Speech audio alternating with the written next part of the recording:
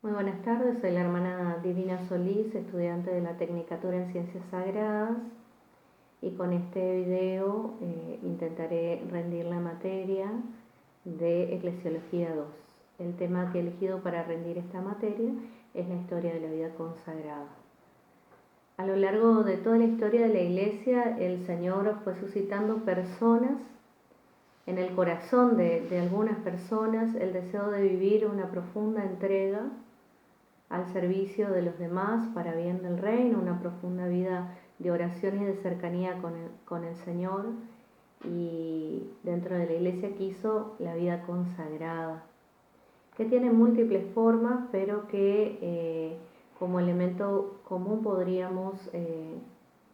encontrar ahí los consejos evangélicos de castidad,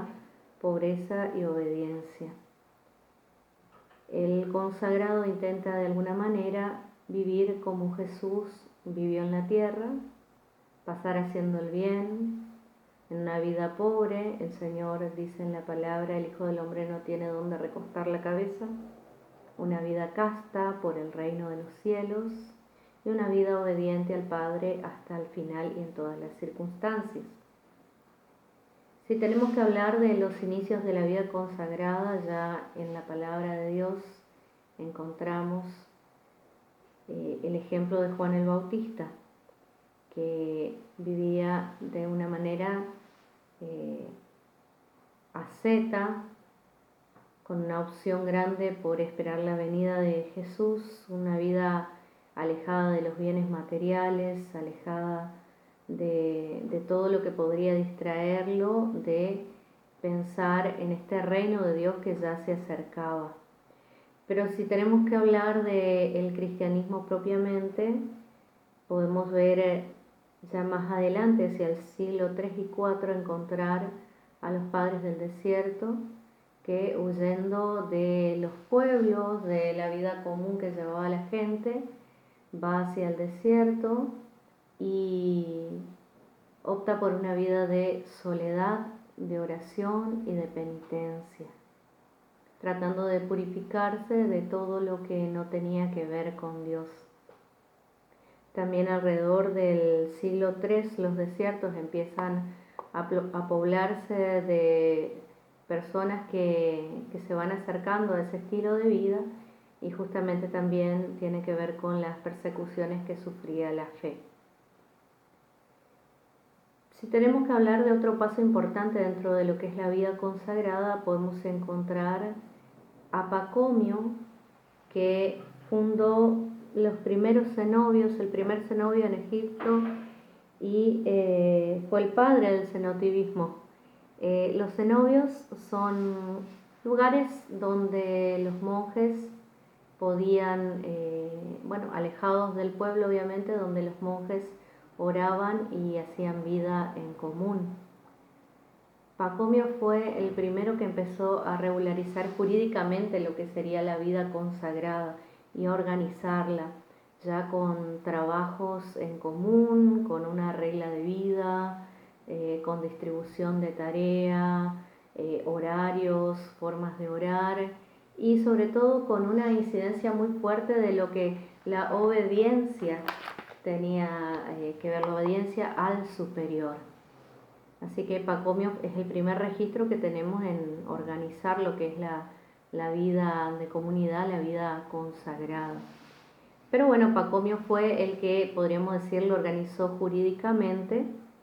pero luego fue San Basilio en realidad quien le da una mirada más fraterna a lo que es la vida comunitaria y especialmente a lo que es la obediencia. Esto estamos hablando siempre de la vida consagrada en el Oriente.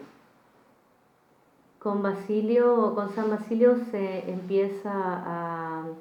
a vivir esta obediencia fuerte como se vivía no en esa época, pero más desde la obediencia del amor, de la fraternidad, del respeto mutuo al prójimo. Y si tenemos que hablar ya en Occidente, para el siglo IV,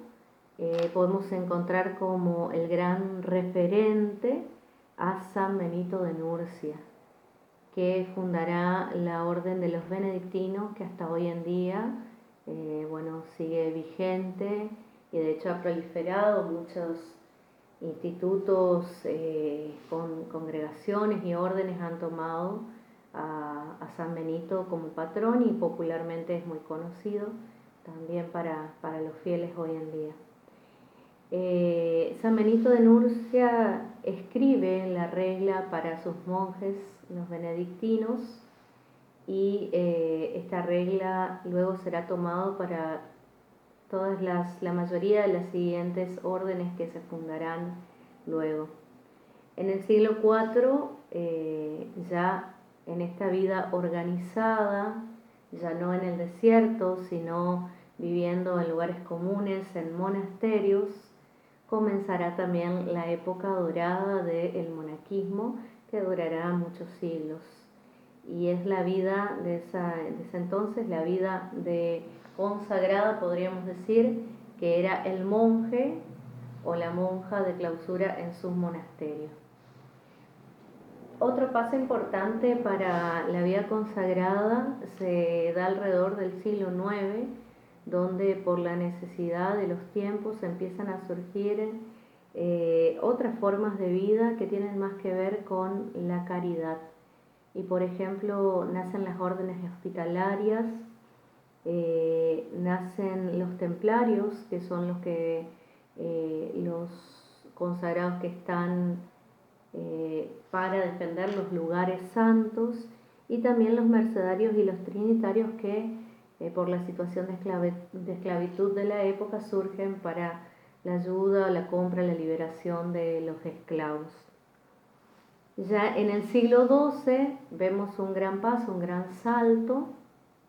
que tiene que ver con lo que podríamos decir el comienzo de la vida activa, por medio de las órdenes mendicantes, que bueno, tenemos dos grandes referentes, San Francisco de Asís y Santo Domingo Guzmán, con la fundación o la creación de las órdenes de los franciscanos y los dominicos. En el siglo XII, San Francisco siente la inspiración muy grande de poder vivir y de poder volver a lo que es el Evangelio. Para ese entonces, ya después de varios siglos, la vida religiosa se había acomodado bastante, se había emparentado mucho con lo que es el poder, con lo que es la posesión de tierras, y San Francisco de alguna manera lo que viene a proponer es una vida pobre,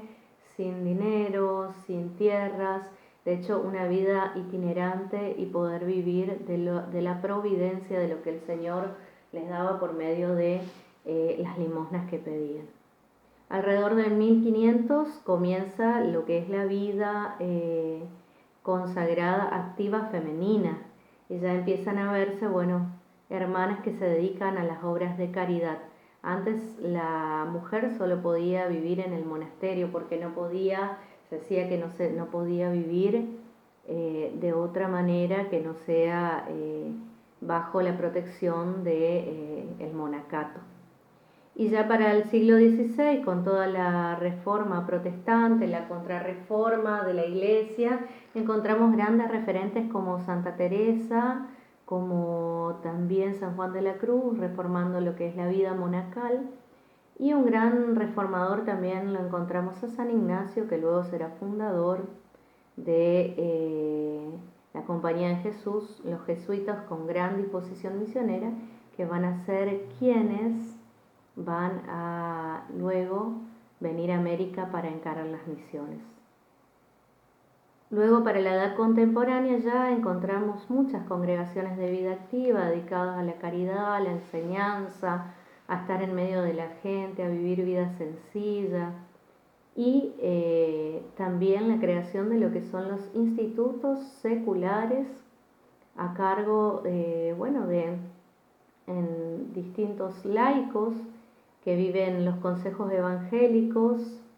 como también los religiosos, pero que viven dentro de sus familias, ejerciendo sus profesiones, sin hábitos religiosos, pero viviendo la misma consagración que los religiosos en sus conventos o en sus congregaciones. Pidamos al Señor, por medio de su Espíritu Santo, que siga suscitando nuevas formas de vida para bien del pueblo de Dios. Y así como pedimos sacerdotes santos, pidamos también que cada consagrado pueda vivir la santidad en la cotidianidad, esparcir el buen aroma de Cristo y poder ser testimonio de la vida futura.